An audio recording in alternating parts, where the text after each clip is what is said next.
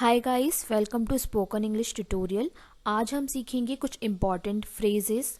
अगर हम इसका उदाहरण लें तो आप बोलते हैं कि मैं उसे बार बार कॉल कर रहा हूँ। तो इस बार बार को आप इंग्लिश में कैसे बोलेंगे और सिमिलर फ्रेजेस जो आप डेली लाइफ में यूज़ कर सकते हैं, इन फ्रेजेस को आज हम सीखेंगे इस वीडियो में। So let's begin. First phrase है अगेन एंड अगेन, जिसका हिंदी में मीनिंग होता है बार बार। हम एक सेंटेंस देखते हैं, हमें बार बार गलतियां नहीं करनी चाहिए, जिसे आप इंग्लिश में बोलेंगे we should not commit mistakes again and again.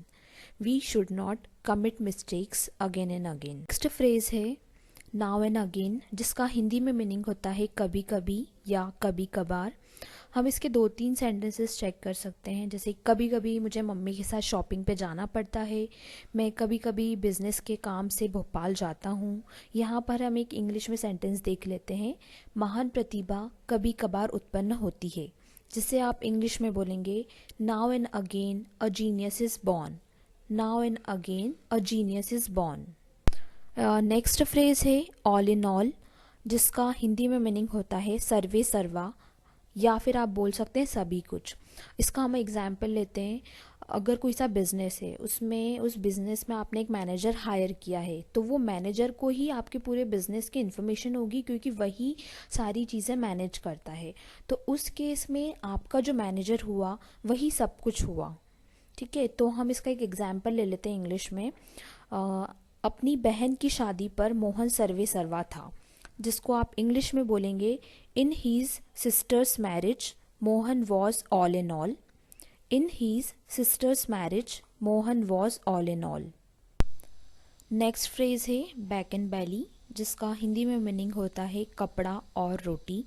इसके लिए हम एक सेंटेंस देख लेते हैं, वे दिन चले गए जब मज़दूरों की समस्या केवल कपड़ा और रोटी की थी, जिसे आप इंग्लिश में बोलेंगे the days have gone when the problems of a laborer concerned only back and belly. The days have gone when the problems of a laborer concerned only back and belly. हमारा next phrase है before and behind, जिसका हिंदी में मतलब होता है आगे बढ़कर।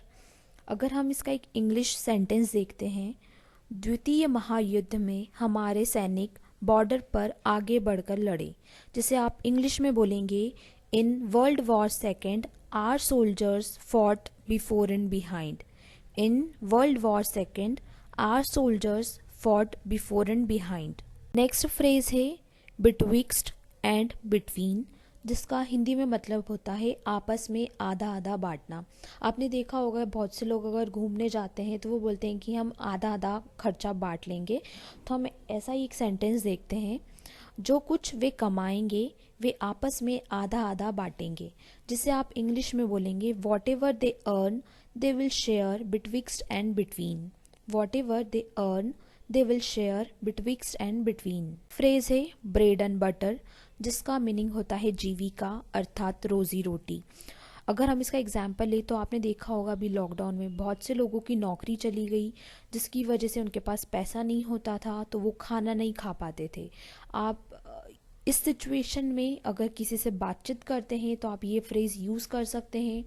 हम इसका एक एग्जाम्पल देख लेते हैं, इन दिनों यदि कोई रोज़ी रोटी कमा लेता है तो उसे संतुष्ट रहना चाहिए, जिसे आप इंग्लिश में बोलेंगे one should be satisfied if one gets bread and butter these days. One should be satisfied if one gets bread and butter these days. सो हमारा नेक्स्ट फ्रेज है फैच एंड कैरी, जिसका मतलब होता है काम करवाना या सेवा में लगाए रखना। अगर हम इसका एक सेंटेंस देखते हैं, वह अपने नौकर से पूरा दिन काम करवाना चाहता है, जिसे आप इंग्लिश में बोलेंगे he wants he servant to fetch and carry whole day.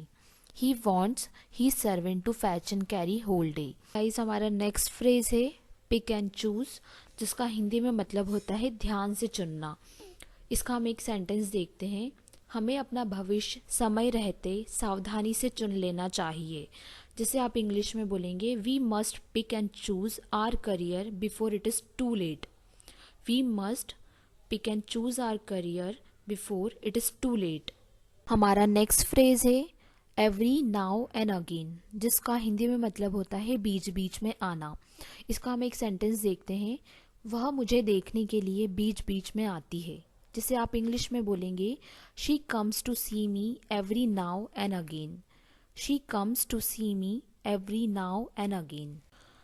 Next phrase is see eye to eye, जिसका मतलब होता है पूर्ण रूप से सहमत होना। इसका हम एक सेंटेंस देखते हैं।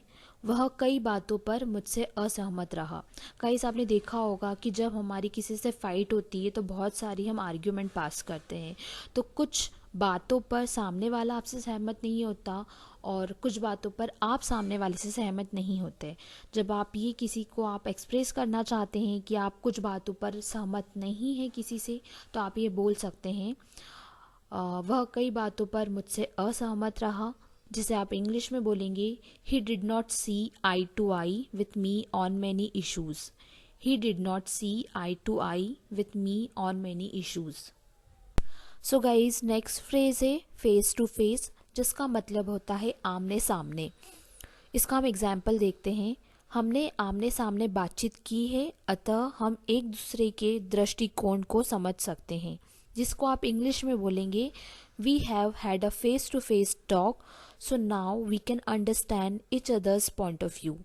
We have had a face to face talk, so now we can understand each other's point of view. Next phrase है फेयर एंड स्क्वायर, जिसका मतलब होता है शुद्ध और उचित। इसका हम एक सेंटेंस देखते हैं। हमारे सभी आचरण शुद्ध और उचित हो, जिसे आप इंग्लिश में बोलेंगे late all our actions be fair and square. Let all our actions be fair and square. हमारा नेक्स्ट फ्रेज है फ्लक्स एंड रिफ्लक्स, जिसका हिंदी में मीनिंग होता है वाद विवाद करना और बहस करना। सो हम इसका एक इंग्लिश में और एक हिंदी में सेंटेंस देख लेते हैं।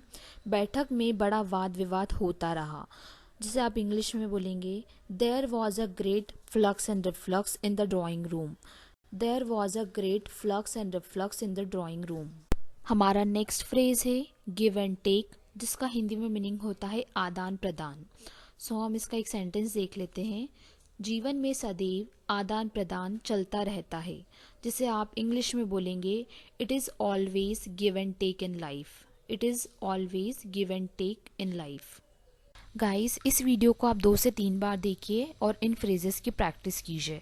अगर आपको वीडियो पसंद आता है तो please like the video, subscribe our channel and do comment on it.